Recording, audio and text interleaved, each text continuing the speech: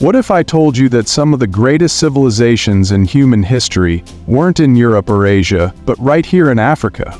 That long before the rise of Rome or the castles of medieval Europe, Africa had its own empires, advanced cities, and legendary rulers whose stories have been buried, ignored, or erased from mainstream history.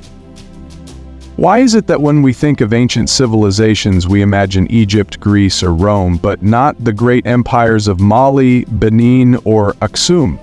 Who decides which histories are remembered and which are forgotten? Today we're uncovering the lost kingdoms of Africa.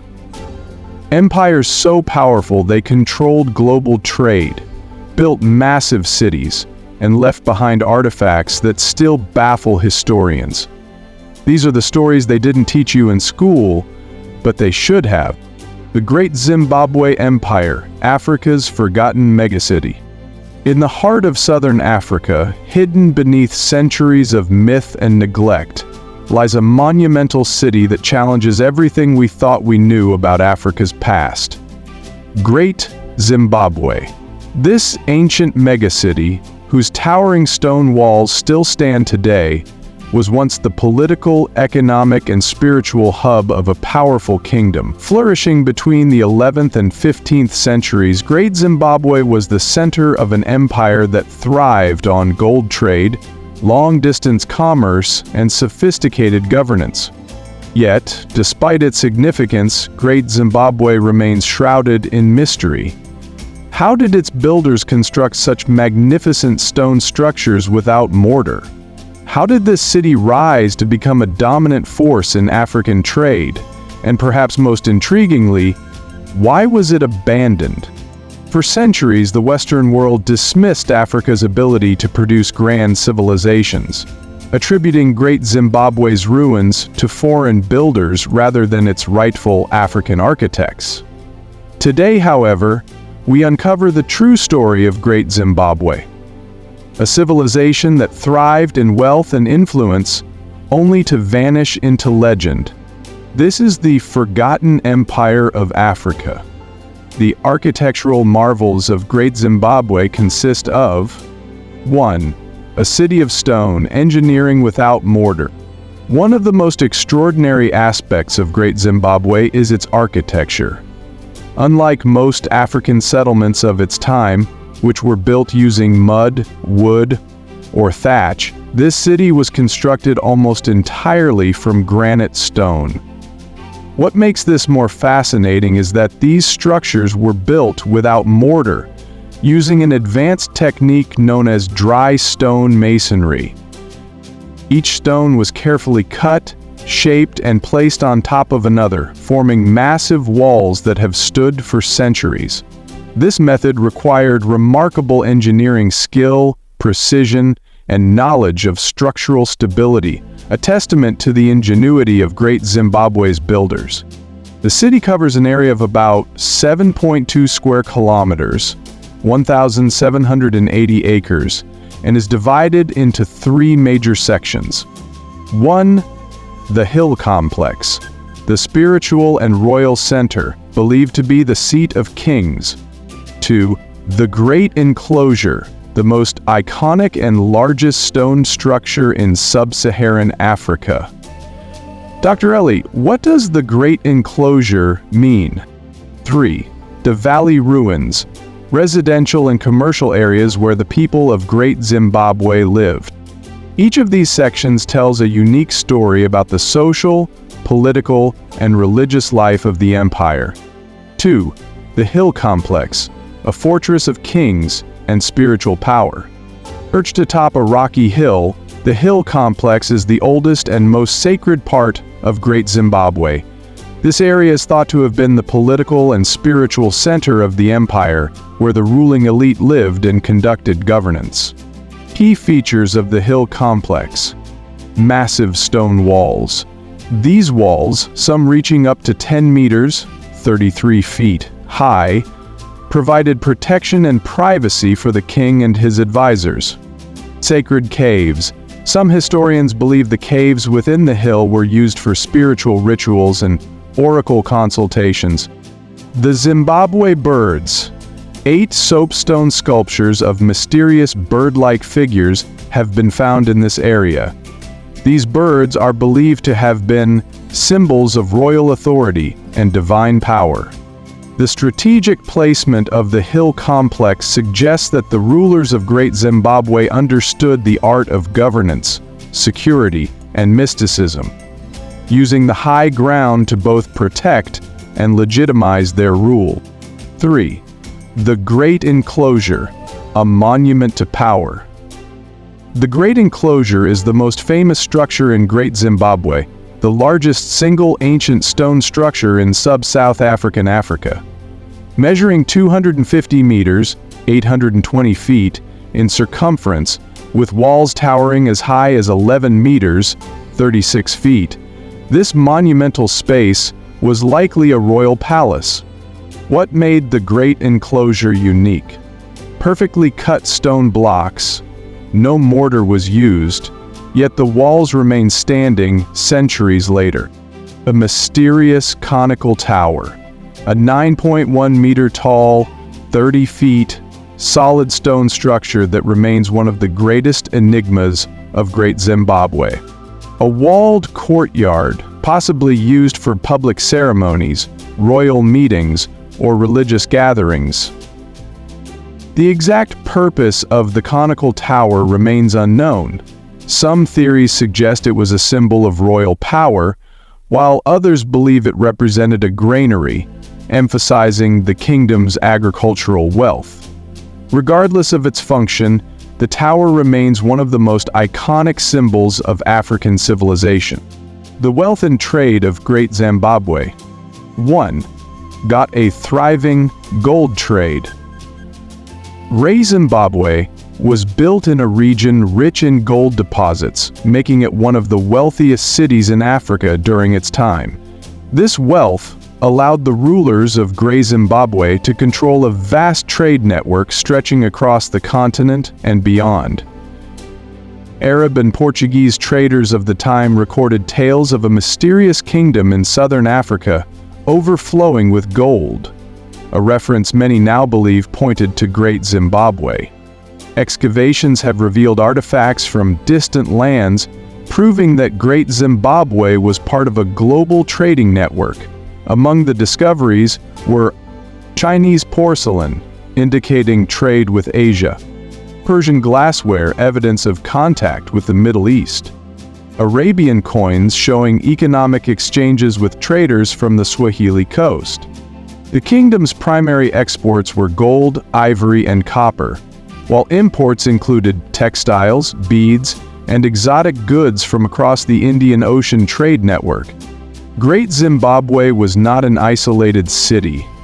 It was a cosmopolitan trade hub that played a crucial role in African and global commerce. The mystery of Great Zimbabwe's abandonment. By the 15th century, Great Zimbabwe mysteriously declined. But why? Historians have proposed several theories. 1. Environmental degradation. Overpopulation and deforestation may have exhausted local resources, forcing people to migrate. 2. Shifts in trade routes. The rise of new coastal trade cities like Kilwa and Sofala may have diminished Great Zimbabwe's economic importance. 3. Political instability. Internal conflicts or rival factions may have led to the downfall of the ruling elite. Or, climate change. A shift in rainfall patterns could have led to droughts impacting agriculture and food supply. Whatever the reason, by the time Portuguese explorers arrived in southern Africa in the 16th century, Great Zimbabwe was already abandoned, its once glorious halls left to the whispers of history. Conclusion: the legacy of Great Zimbabwe. For centuries, European scholars and colonizers refused to believe that black Africans could have built such an advanced civilization. Some even proposed that Arabians, Phoenicians, or lost Europeans must have been responsible for the ruins. But today we know the truth. Great Zimbabwe was an African creation, built by African hands and ruled by African kings. It stands as a monument to Africa's forgotten greatness, a reminder that the continent's history is far richer and more complex than the world has been led to believe. Yet, there is still so much we don't know. How many more African civilizations have been erased from history? What other secrets does the land of Africa still hold? It's time to reclaim the past. The story of Africa is only just beginning. The rise and legacy of the Axumite Empire. Africa's lost superpower. Introduction: the forgotten power of Africa. When we think of ancient civilizations, names like Rome, Egypt, and Persia often come to mind. But in the Horn of Africa, an empire just as powerful and influential once thrived: Axum. At its peak between the 1st and 7th centuries AD, the Axumite Empire controlled vast territories, engaged in international trade, and became one of the first African states to adopt Christianity. Its monumental obelisks, sophisticated stone architecture, and advanced economy made it one of the most formidable civilizations of the ancient world. Despite its contributions, Axum remains largely overlooked in global history. How did this empire rise to power? What role did it play in shaping the African continent and the world? And why did it ultimately decline? This is the story of Axum, the forgotten empire of Africa. 1. The rise of Axum, from small kingdom to superpower. 1.1. The birth of Axum.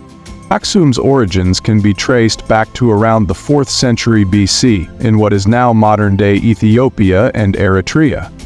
It began as a small trading kingdom but quickly expanded due to its strategic location along the Red Sea, connecting Africa, the Middle East, and Asia.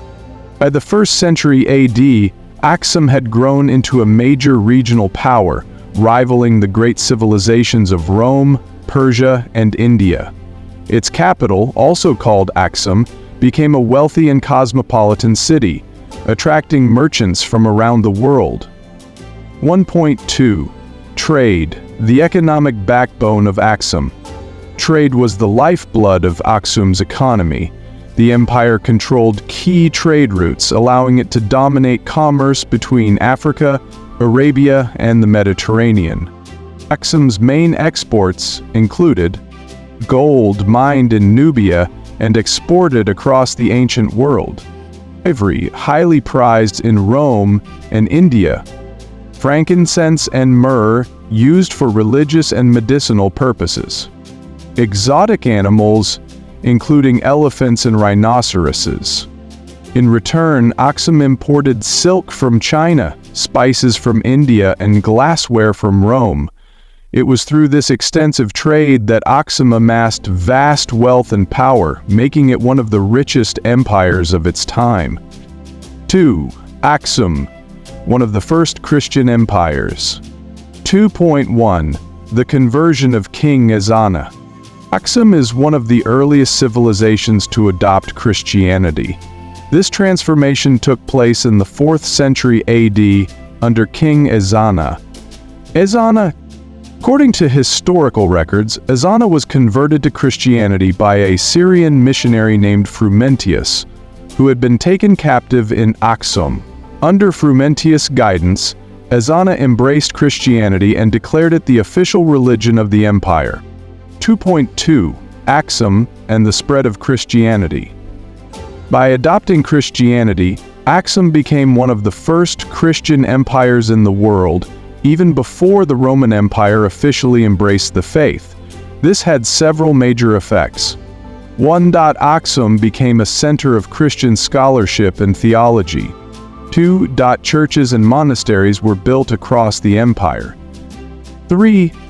Axum strengthened its ties with other Christian nations, including Byzantium, Eastern Roman Empire. To this day, Ethiopia remains one of the oldest Christian nations in the world, largely due to the influence of the Axumite Empire. 3. Axum's remarkable architecture, obelisks, and stone structures. One of Axum's greatest legacies is its advanced architecture.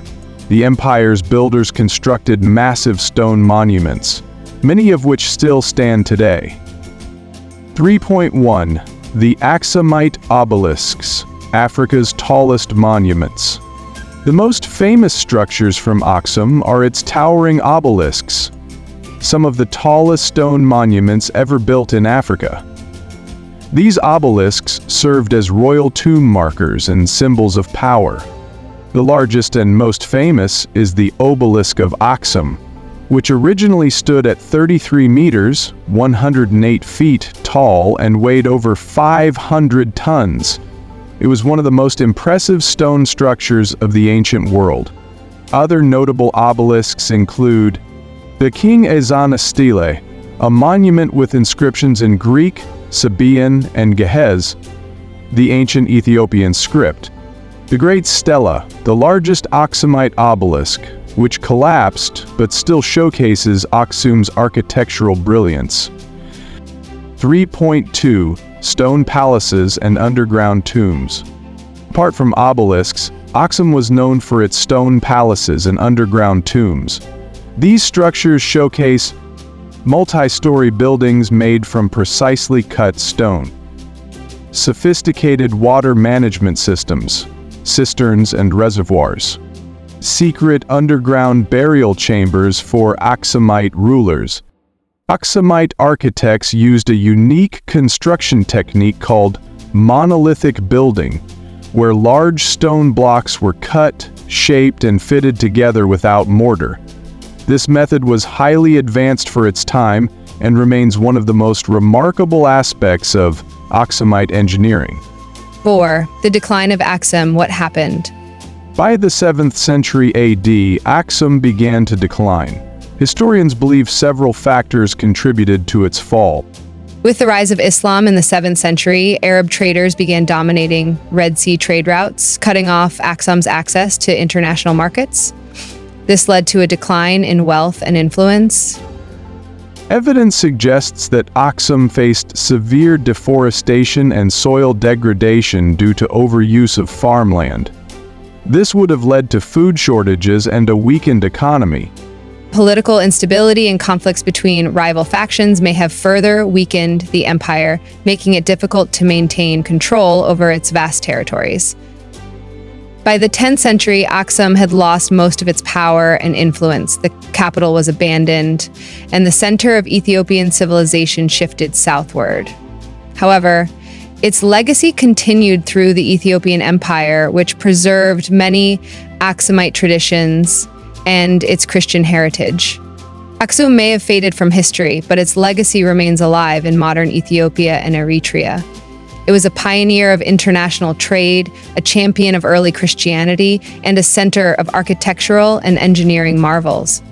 The influence of Axum can still be seen today in Ethiopia's Christian heritage, with churches tracing their roots back to Axumite rulers.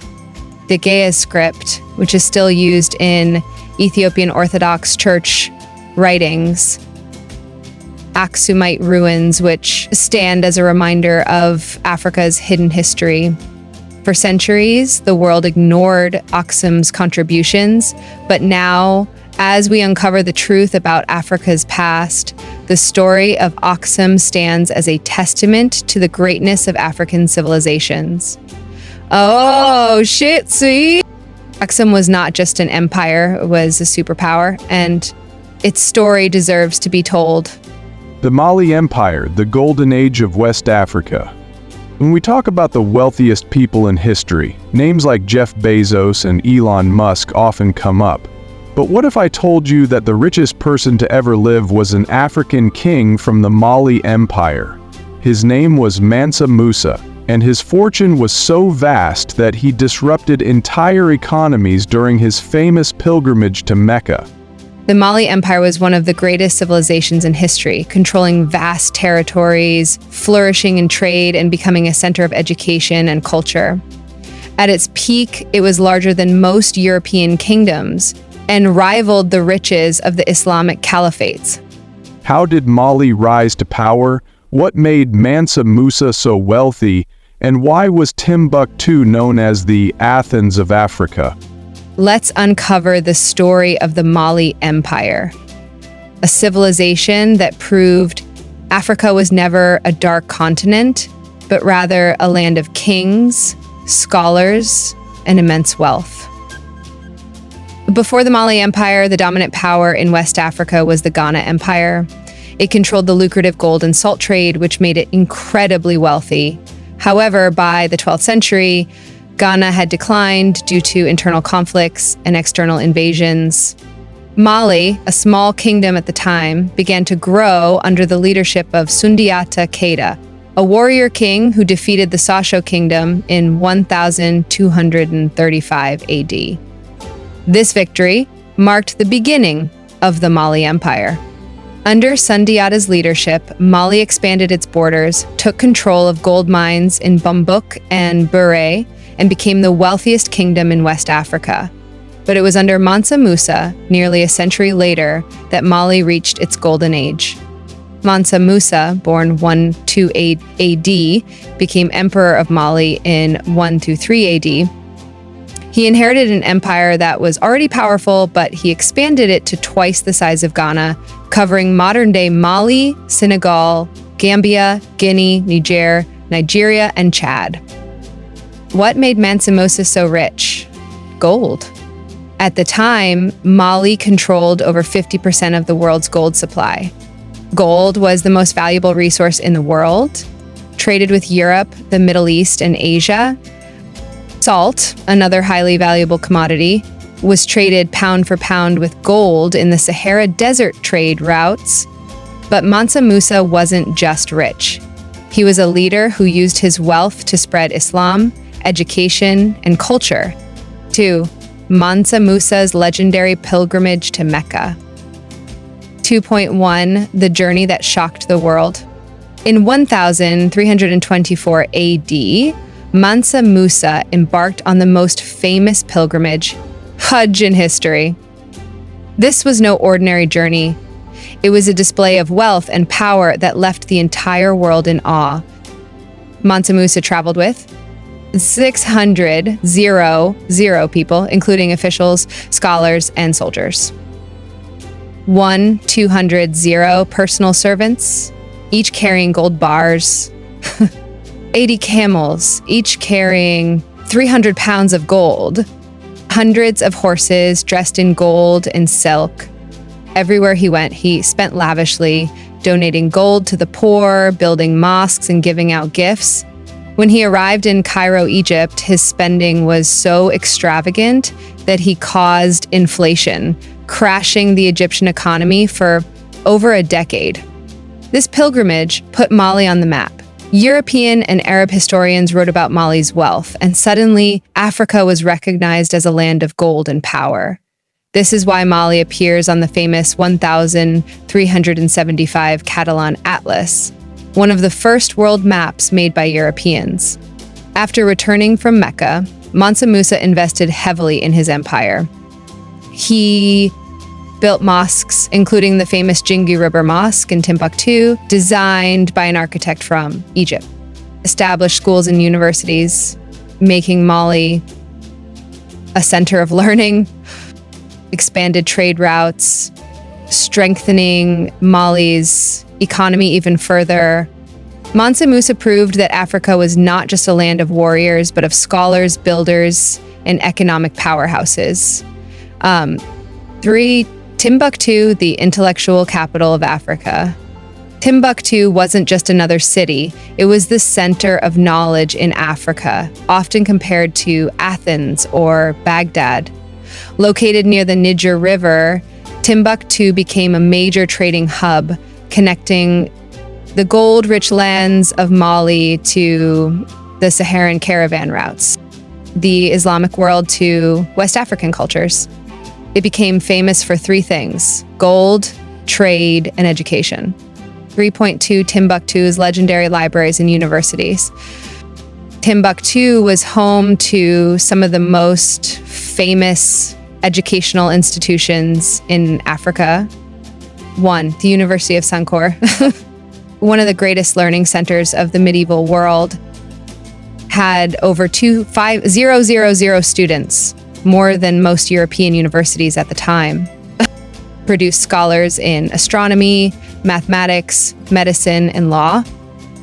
To the Timbuktu manuscripts, over 700 manuscripts written in Arabic, Latin, and African languages contained knowledge on science, history. Many of these manuscripts still exist today, proving Africa's rich intellectual history. Apart from education, Timbuktu was a major trade and cultural hub. It attracted scholars, merchants, and artists from across the Islamic world. Its markets were filled with gold, salt, books, exotic goods from Europe, Asia, and North Africa. For centuries, Timbuktu remained a symbol of African greatness, a place where wealth and wisdom flourished. After Mansa Musa's death in 1337 AD, his successors struggled to maintain Mali's vast empire. Internal conflicts weakened central control, and provinces broke away. By the 15th century, the Songhai Empire, once part of Mali, rose to power and conquered Timbuktu and Gao. This marked the beginning of Mali's decline. With the rise of European exploration, the Atlantic trade routes replaced the Saharan trade routes. This reduced Mali's economic power and influence. By the 16th century, the Malay Empire had shrunk and was no longer the powerhouse it once was.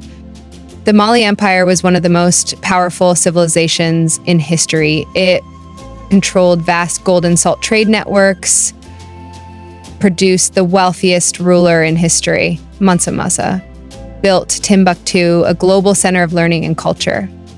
Even though the empire declined, its impact on Africa and the world remains undeniable.